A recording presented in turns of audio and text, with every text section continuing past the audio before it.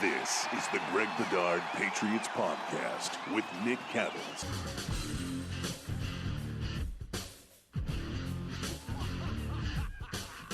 Hey everybody, welcome into the Greg Bedard Patriots Podcast, brought to you by Athletic Greens, your one-stop shopping for 75 high-quality vitamins, minerals, whole food source ingredients, probiotics, and adaptogens to help you start your day right.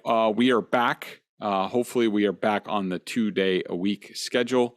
Hopefully Nick will be back Thursday. We got to figure things out. He's on the West Coast. I'm going to be in South Florida. I'm leaving Wednesday morning to go to South Florida to cover the Patriots, who continue to make things very easy on your sports journalists, especially those small independent outlets who maybe don't have the biggest travel budgets, but we will be there and we will bring you what you need to know.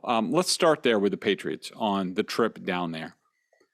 Big deal, not a big deal. Bart Scott called it a sign of desperation for the Patriots. Look, you guys know I shoot it to you straight. This trip does not come about very easily or on very short notice, even though, of course, the Patriots, we finally got the media schedule this afternoon and they're leaving today, which is just ridiculous. But look, this doesn't happen. This probably happened. The schedule comes out, in May? Probably right after that. Belichick wanted to do that. Thought it would be a good idea. So these decisions were made well in advance of any quote unquote struggles that they had during training camp. So I don't view this as a sign of desperation. To me, I think Belichick maybe learned some lessons last year with the new NFL calendar, which is basically, they go down there. The preseason ends, and it used to be like a week, 10 days before the first game. Now it's like over 2 weeks. It's ridiculous. I think the Patriots have 16 days between the end of the preseason and the start of the regular season. And they spend a lot of time at the facility, but, that gets old. That gets stale. That's probably the most that they've gone without having any sort of football activity, like a game, joint practice, in a long time. So I think it was more about, hey, let's stop looking at each other and being in the same routine. Let's get out of it. A little team bonding, get into the heat and humidity. I do not think that's a big deal. I don't think it's going to make any difference on Sunday. Not against a team that's lived in those conditions for several months. So it's a nice gesture. If the Patriots win or hang close, I'm sure a lot of people will make a big deal out of it. I don't think it's a big deal. It wouldn't be a big deal to me if they weren't going down there. Not a big deal to me. By the way, in a little bit, we are going to be having a conversation all about the Dolphins, everything you want to know, with Alain Poupart from Sports Illustrated. Covers them he's the publisher for All Dolphins at Sports Illustrated / The Maven. Alain, I've known for years. He predates me on the Dolphins beat. Great guy, Canadian, can't go wrong there. Love the guy and love his knowledge of the Dolphins, and he'll shoot you straight. He is not a fanboy. He, like I like to say, it's not our first rodeo covering teams, and he certainly covered different head coaches, quarterbacks, all the nonsense. So he'll be able to cut through and let you know what you need to know about the Dolphins. So that'll be coming up in a little bit. But first, one big thing that I wanted to hit on before we get into that. I've heard a lot of chatter, whether it's in the media or from fans, and, they're already explaining away this season by saying, oh, well, this is a bridge year. It's about next year. They're just trying to do X, Y, and Z. No, that's complete bullcrap.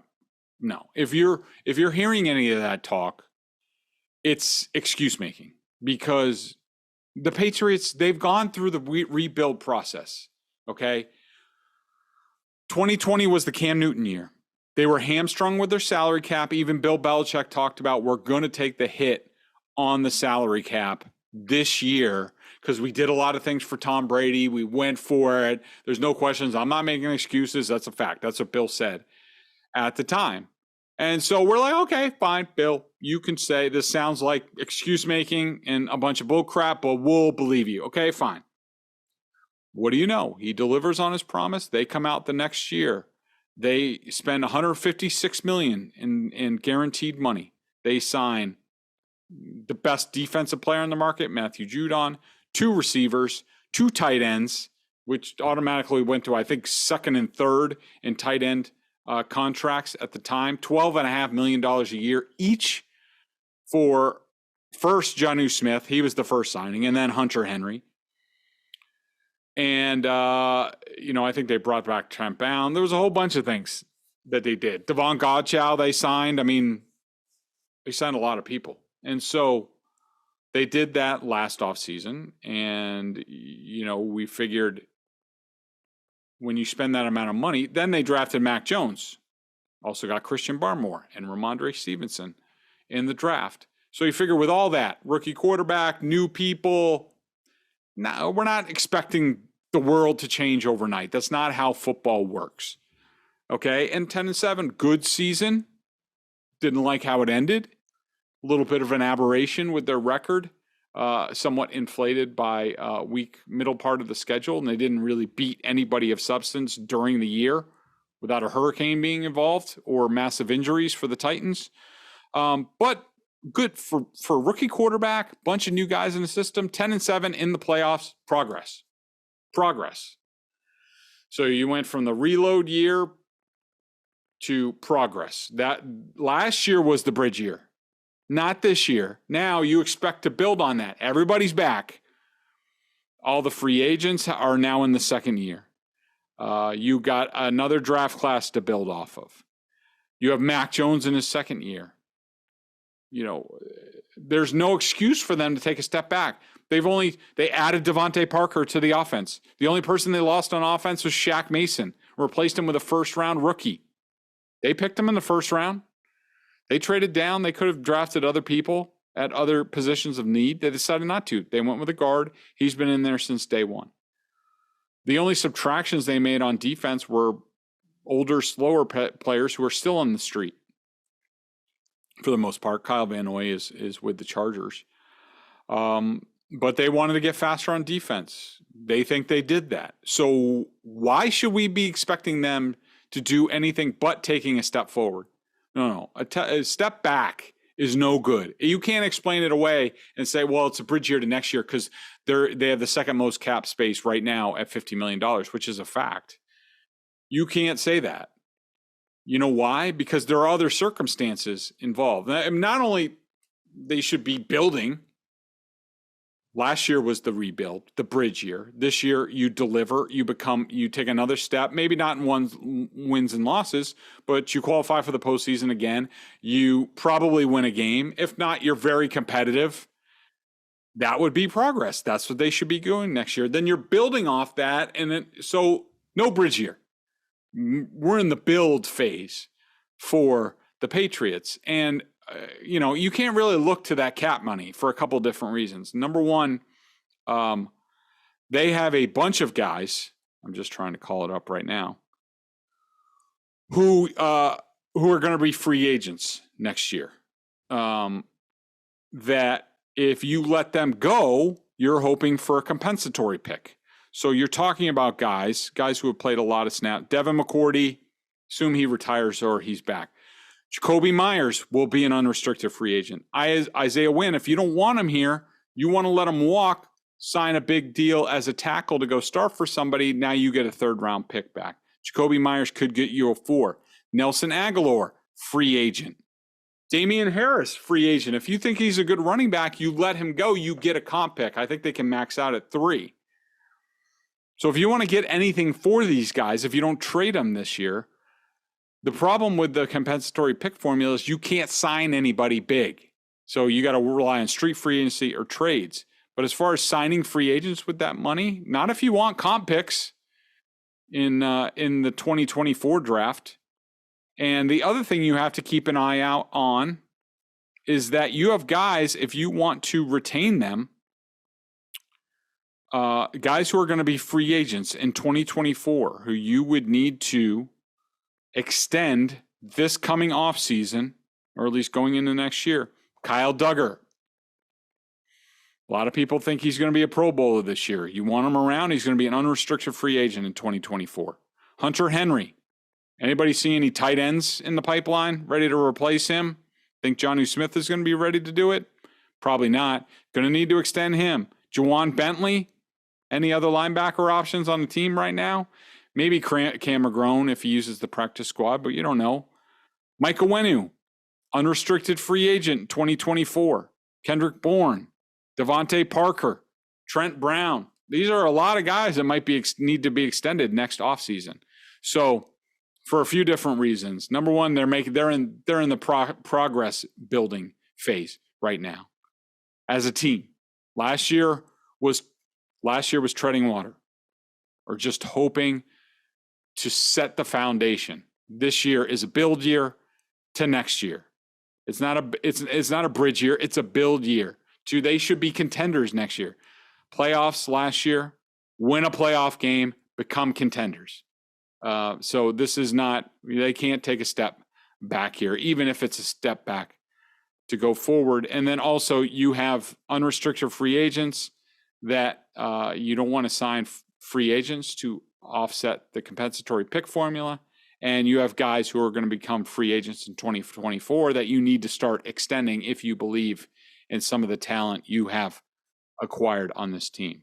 So that's that for now. We will be back with a Dolphins preview. But first, Athletic Greens. I started taking AG1 because I wanted to make sure I was getting all the vitamins and nutritional supplements I needed in one place. Now I've been on it for a month and I love it. It doesn't taste like it's super healthy. It has kind of a mild tropical taste, a little minty, and I actually look forward to it each morning. So what is this stuff? With one delicious scoop of AG1, you're absorbing 75 high-quality vitamins, minerals, whole food source ingredients, probiotics, and adaptogens to help you start your day right. This special blend of ingredients supports your gut health, your nervous system, your immune system, your energy, recovery, focus, and aging, all the things you're looking for.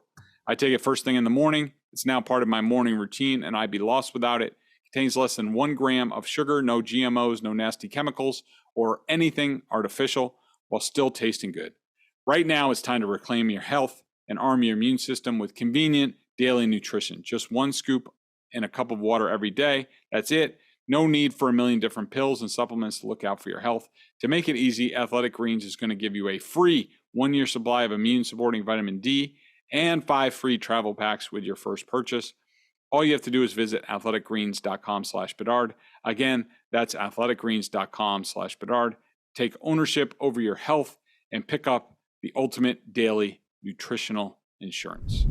Hey, welcome back into the Greg Bedard Patriots podcast. We are very proud and honored to bring in our old friend of years and tears, Alain Poupart, the publisher of All Dolphins for Sports Illustrated. Poop, how long have you been on the Dolphins beat? I mean, you predated me, I think, at least by a couple of years. Are you calling me old? Is the way we're doing now? We're both old. Man, yeah. On a full-time basis through various outlets, publications, online, what have you. Actually, my first year was 1989. So we do the math real quick. That's 33 years. Yeah. There you go. Yeah. So you've seen a lot of iterations of the Dolphins and coaches and quarterbacks. Well, it's since Marino. So let's start with the head coach. We know a little bit about Mike McDaniel, longtime ally of Kyle Shanahan, was with him for a long time. Smart guy, funny guy, quirky guy.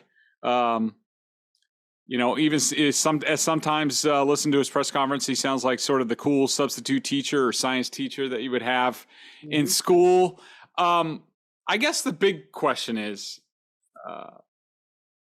do you think he's up for the task in this game to start this season with this team, especially if things go haywire? Because we all know, if everything goes according to script, I'm sure they look really good and they win in a blowout. But we know it's not going to work that way, especially in the first game that he's ever coached, ever called plays for.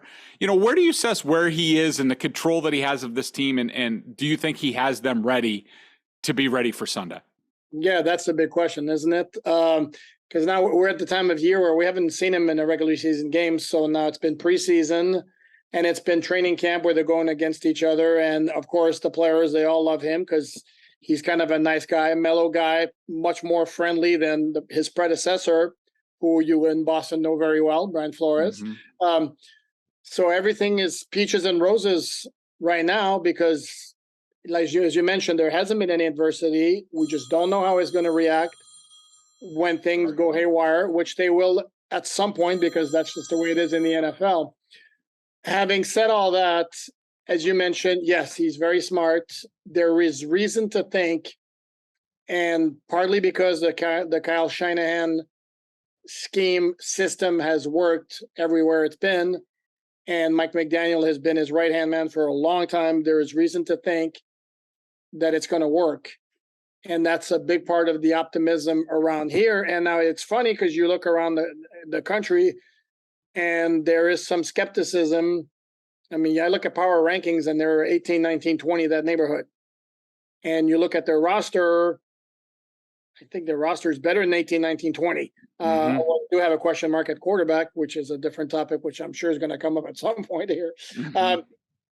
But no, and the thing is, we're in the honeymoon phase right now. And I remember when Adam Gase came in from Denver in 2016. Remember, he was the orchestrator of that great Denver offense that set records in 2013. And everything was great, and actually even made the playoffs his first year. But then it came that maybe there was a reason why he was so successful in Denver, i.e. Peyton Manning. So the question mark is still there, but there is reason for hope. And again, among the fan base, there is a lot of confidence that, that they've hit on this guy big time. Yeah, it'll certainly be interesting. I mean, I'm a fan of, Kyle, and, you look at that tree, it's all, very successful, and guys hit the ground running. And it seems like, they prepare for a lot of different things. They talk through a lot of different scenarios. And so it'll certainly be interesting to see because, we know Mike talked about the one-loss disparity between Belichick and himself. So it'll be interesting to see. We might as well move on to Tua here. I was going to jump to the offensive line, but let's talk Tua. Have you noticed a tangible difference in Tua from where he was under the previous coaching staff to his not only his confidence level but also execution level under these guys? Yeah, this is the part where if you had a lot of different media members on this podcast here, they tell you, wow, he looks great. His arm strength is much better. He's executing much better. Me, I see the same guy in terms of mechanics, arm strength and all that. And yeah, you see the highlights of the deep passes. Okay, there are deep passes where he has time to set his feet. That's never been an issue as far as I'm concerned. The issue with him and the arm strength is always if the pocket collapses, he's got a guy in his face, he can't set his feet. If he's got to throw on the run, if he's got to zip it into a tight window, either down the field or outside the numbers. That's the issue with the arm strength. The big difference in Tua this year is he's a lot more loosey-goosey. You also see maybe more confidence, like the little snippets that you've seen of him, taking shots at the media where he's saying, you see that pass to Tyreek? Well, look pretty much on the money to me. I'm not so sure he says that last year. And then part of that to me is playing under Mike McDaniel, who's a lot looser than Brian Flores, who, as you know, is a bit on the uptight side. And the other part of that is that everybody in the Dolphin organization has been pumping to his tires since the offseason, and that started when Mike McDaniel was hired. And if you saw on social media, him FaceTiming Tua on the plane on the way here to South Florida to sign the papers and do his press conference. That's kind of unusual. I don't think I'd recall seeing that. And it's been like that. It hasn't stopped. Tyreek Hill, every chance he gets, he's more accurate than Patrick Mahomes. We can do it whatever we want with that. And then the last one was when they announced their team captains last week. And you've been covering the NFL for a long time, and you tell me if you've ever heard this. Mike McDaniel made it a point to say that Tua was by far the highest point getter in the vote for team captain. I personally had never heard a coach say that. So this has been, I don't want to say campaign, but it's pretty much what it's been, of like building up the guy's confidence setting into the season to see if that produces better results. Well, that, and fact is, he's got a lot better personnel around him. He's got a guy who I think is going to scheme him up, where you're going to see an awful lot of like quick rollouts, naked boots, where he goes outside And if he's got Tyreek Hill running 10 yards downfield across the middle, nobody's keeping up with him. It's a pretty easy throw.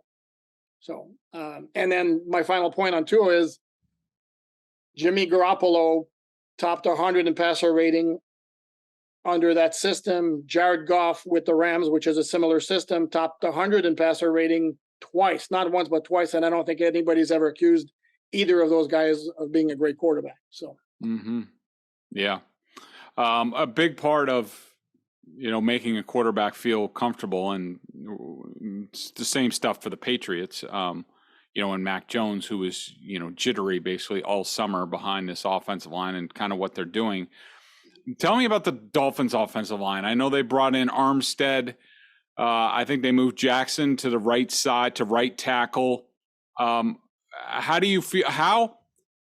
How has this offensive line acclimated to sort of the new offensive system, and how do you think they've looked? Are there areas that you expect the Patriots to exploit up there? Well, again, I hate to be evasive and revert to that old line again, but that's another question that needs to be answered as we head into this regular season and we talk about the Dolphins and the expectations. Well, one of the great unknown is the offensive line. Armstead didn't play down in the preseason, which kind of makes sense because he's a bit on the older side. He's got an injury history. The scheme, by all accounts and by all measures, fits some of their guys better, including the aforementioned Austin Jackson, who really didn't look good at left tackle last year.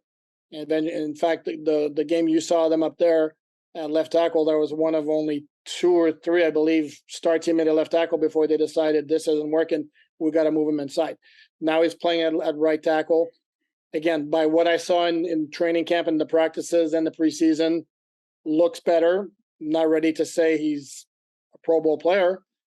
But that's the big question. Will the offensive line hold up? It's pretty difficult for it to be worse than it was last year, even though I'm of the belief it wasn't quite the nightmare that a lot of people make it out to be. It wasn't good.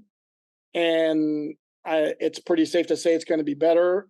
Let's say it was 28th, like inefficiency around the league last year, even though some metrics had a 32nd. I'll put it 28th. Let's say it can jump to 15th, and that might be good enough to get what they want to get done accomplished offensively. What do you on the offensive line? Connor Williams is center.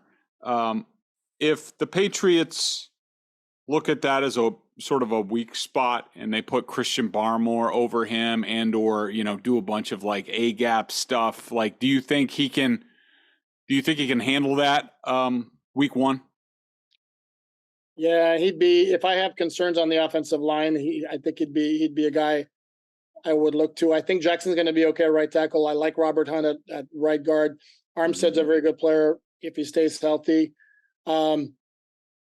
The two guys, if you're going to look at maybe the biggest question marks, are Liam Eichenberg, who last year they moved from right tackle to right to left guard to right to left tackle, and now he's playing left guard. He to me would be a bit of a question mark, and then Connor Williams too. There was an issue early on in camp with the shotgun snaps. I mean, he did be 1 or 2 every practice where it wasn't necessarily complete over the head of the QB. Jeez. But like Tua would have to reach up to go get it, and it would kind of throw off the timing of the play. That calmed down, let's say, the last week of practice, and it didn't surface in the preseason games. Having said that, there were a couple of times in practice I saw him in one-on-one matchups where he got moved around pretty well. So, yeah, he would be a guy, if anybody's going to be exploited on the offensive line by the Patriots in week one, yeah, Connor Williams would be a good guy to look at. Give me a guy on each side of the ball, offense and defense, who could be sort of, X factors in this game. And how do you feel about the defense overall? Seems like they're a little weak with the Byron Jones injury at cornerback, but it seems like they have some guys to get by and, early on. What do you think? Yeah, the problem with that is that what they like to do on defense is be hyper aggressive up front. Yeah. And what allows them to do that is they have 2 complete studs as cover corners with X and Byron Jones. And Byron Jones doesn't get the credit he deserves because he doesn't get picks. And it's glaring how much he doesn't get picks. But the dude can cover. So they can feel pretty comfortable leaving those 2 guys on an island and do what you want to do with the other guys. Well, Byron Jones not there anymore. Now, do you move Nick Needham, their slot corner, over to the outside? And if you do that, then who plays the nickel spot? And if it's not Nick Needham, then you're looking at either Keon Crossan, who was a special teams guy with the Texans and the Giants before they signed him, Noah Benogany, whose first 2 years in the NFL after being a first-round pick were, how can I put this very delicately, less than ideal. Or Kader Kahu, who's a rookie free agent from Texas A&M Commerce, which is a great success story to make the team as a rookie from a D2 school, but you really want him out there starting in his first NFL game? I'm not sure. So that's a concern to me. And I can tell you down here, the folks in Boston aren't going to like this, but everybody's looking at this game and saying the Byron Jones injury is really going to be a problem. Not against the Patriots because they don't have any good wide receivers, but when in the next few weeks when they play the Ravens, the Bills, and the Bengals. So I have concerns with the defense. The other part about the defense that would concern me heading into the season, and I don't know if concern is the right word, but that leaves me less than 100% sold that they're going to duplicate what they did last year is I'm pretty sure Brian Flores' fingerprints were all over that defense the last 2 years. So they did retain Josh Boyer as defensive coordinator. But is he going to be able to throw in the same wrinkles, work the same magic, the same play calls that Brian Flores did? I need to see it. So that's my concern with the defense. Going back to your original question, an X factor on both parts, both sides. I think the X factor on offense just might be like Chase Edmonds. I think is a guy who maybe is overlooked a little bit because there's so much attention on Tyreek Hill, but the dude looked great in training camp. Again, still only training camp. But this is a team that has had no running game for like 3 years, and he looks the part. And on defense, I don't know. I don't know if you can call him a next factor. I think Javon Holland's going to be an absolute star at safety. And he was good as a rookie last year, and he just looks like he's got it. Oh, amazing. All right, last thing we'll wrap up. You have a game pick yet for the game, or how you feeling? No, I don't. But since you're my buddy, I'm gonna. Here's what I think about this game. Is this like? By the way, it's the first time since 2013 the Dolphins are favored against the Patriots, which is kind of mind-boggling in itself. And yet, I'm like, based on everything I heard coming out of New England this summer about how dysfunctional the offense, especially the line, looks, and the expectations for this offense, the fact that the line is only 3 or 3.5, it might have jumped up to, is kind of mind-boggling to me. It's almost got me smelling a rat here. What do the odds makers know that I don't? Because it seems to me all logic says the Dolphins should win and win handily. They always play the Patriots well here to begin with. Yep. And the last 2 times they played here, they rushed for 250 yards in 2020. They rushed for 195 last year. And this was with a bad running game. So what's it going to be this year? 350? I don't know. So all logic says that the Dolphins should win this game. That's my pick. And fairly comfortably. Yeah. I mean, I think I haven't made my game pick yet, but I mean, I anything football wise that I've seen this summer and I've seen gone on, I mean, it just tells you that the Dolphins should win this game and they should win handily. But I think Mike McDaniel and Josh Boyer being new people, this sort of, with Boyer, like you said, I think Flores was kind of pulling all the strings. How does Oz look, without the guy behind the curtain? That's the only reason why I'm not picking the Dolphins to win going away in this game. But, we'll have to see how it goes. And you had the factor of it's week 1. And a lot of times what you've seen in the preseason doesn't mean anything. And week 1 arrives and all of a sudden it's like, where was that team in the summer, Yeah. I wish I would have, if I would have seen a good Patriots offense the entire summer, maybe I might be on that train, but I did not. It was bad from start to finish. This was something I've never seen before. So we'll see. Either a bunch of Patriots fans are going to be laughing at me come Monday, or I'll have the last laugh. We'll have to see. Alan, thanks so much for joining us. Appreciate it. Hope the family's well. Can't wait to see you this weekend, and hopefully we get a good one. Yeah, that would be nice. Always a pleasure chatting, Greg. So in conclusion here, just to wrap up, I just wanted to go over real quickly, a couple of things. I went over 5 lingering questions with the Patriots. I'll be doing more as we advance through game week. So just to touch on things, a couple, and I'll leave some of them for our members over at BSJ. $39.99. Get over there, get involved. This is the time. You get a whole season's worth of me, off season, video analysis, all the good stuff. You know where to hear it first. It's at BSJ. Just like, who told you about the offensive struggles this summer before anybody else? I did. So get over there. If you want to be ahead of the game, you want to be able to have one up on your Patriot fans, friends to say like why things aren't working correctly. And I just heard from somebody the other day. I was at the BC Rutgers tailgate, and he's like, and one of my guys from Wayland said, Greg, I love it. I just go on there. My guys say this, and I say, nope, Bedard said this. And guess what? I'm right. So you can do the same thing if you get over to BSJ now. A couple of things. How will the offensive mechanisms work now that the regular season is here? I think it's going to be pretty much what we've seen so far to start. I think that Matt Patricia is going to call the plays. I think that it's going to be a collaborative thing between Belichick, Joe Judge, and Matt Patricia. One of the big areas where I worry about them is sudden change in terms of change of possession. It's fine when the defense is going to be on the field for about 5-10 minutes where Matt Patricia can take his time, go over the changes that Bill Belichick wants to make, and then go over to the offensive line. But what happens if in the middle of these changes, these alterations to the offense, there's a turnover and now they need to get back on the field? Have they changed the protection or what they're struggling with up front? They have enough time to do that? I'll be interested to see if Billy Yates is on the sideline or not. He didn't come down to the second half of the games. We'll see. And one of the other questions, what will the Patriots' offensive identity be to start the season? I'm going to leave that unanswered. Where's the team most likely to add before the trade deadline? Head over to BSJ for that.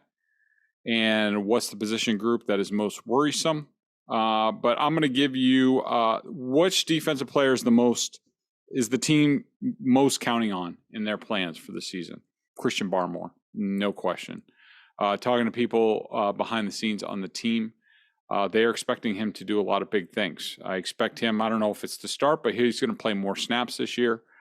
I think that they are going to try, between him and Matthew Judon, everything they do up front, they are going to try to get those guys one-on-one blocks. They're going to have to double one of them, and the other guy's going to be one-on-one. I think this is a great test, Miami, to see how that works this weekend, because in the Dolphins, you have Austin Jackson at right tackle, little iffy. Connor Williams at center, little iffy. You put Barmore and Judon over those two guys, I think you can do some things, and I think they're going to need to with the secondary. Then they're going to need to generate a lot of pressure, and if this defense is going to work. So that will do it for this week's edition of the Greg Bedard Patriots podcast, brought to you by Athletic Greens and betonline.ag. Thanks, everybody. We will be back, I think, on Thursday with Nick to preview the game a little bit more. It's coming. Get excited. We don't know what we're going to see out of the Patriots, but hey, everybody's optimistic going into week one. Everyone's 0-0. And I will also bring you reporting from South Florida. So make sure you tune in. Oh, and by the way, before I go, I want to thank everybody for listening to the podcast, first and foremost, but the New England Sports Survey came out, and a couple of different things. Your boy got 13% of the vote to come in tied for third. Last year, I was in third place at 10%, up to 13% this year. So thank you very much. I was the highest rated Patriots beat writer, right ahead of Karen Garrigan and Mike Reese, who are tremendous and also deserve votes. Good to see them up there. Two writers who I have a ton of respect for. And also, what is your favorite local sports podcast? Coming in second with a bullet, the Greg Bedard Patriots podcast with Nick Cattles, right behind Tommy Kern's Patriot Talk, which also is very good. I listen to it also. Locked On Celtics from Corrales is right behind us. But yeah, that's huge. We're up to second place at 9%. I think last year we were about sixth at 6%. So yeah, sixth at 6%. We're up to second and 9% now. Can't thank you guys enough. Thanks for listening. Tell your friends and get involved and give us a rate, review, all that good stuff on there. Appreciate your support, and we will see you next time.